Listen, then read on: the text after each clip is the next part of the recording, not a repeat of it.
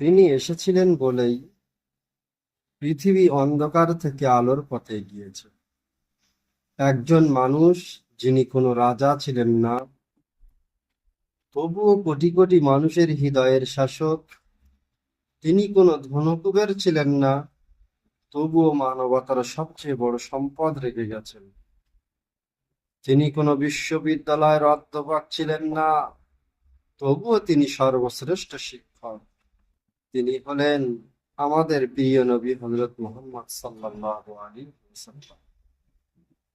তিনি এসেছিলেন এমন এক সমাজে যেখানে শিশুকন্যাকে জীবন্ত কবর দেয়া হতো, দুর্বলকে অত্যাচার করা হতো, নারীর কোনো মর্যাদা ছিল না, শক্তিশালী দুর্বলকে গ্রাস করত, আর মানুষের হৃদয় ছিল অজ্ঞতা ও কুসংস্কারে আচ্ছন্ন।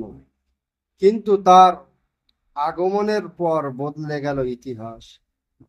তিনি শিখিয়েছেন মানুষকে ভালোবাসতে, এতিমের মাথায় হাত বুলিয়ে স্নেহ করতে, সত্য কথা বলতে, ন্যায় বিচার করতে, ক্ষমা করতে, প্রতিবেশীর হক আদায় করতে, সব মানুষের প্রতি দয়া প্রদর্শন করতে।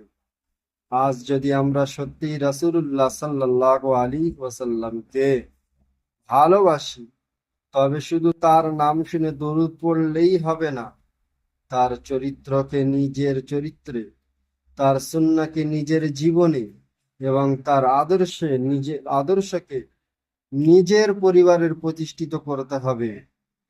শেষ কথা হলো, রাসূল পাক সাল্লাল্লাহু আলাইহি ওয়াসাল্লাম পৃথিবীতে এসেছিলেন রহমত নিয়ে, রহমত হয়ে।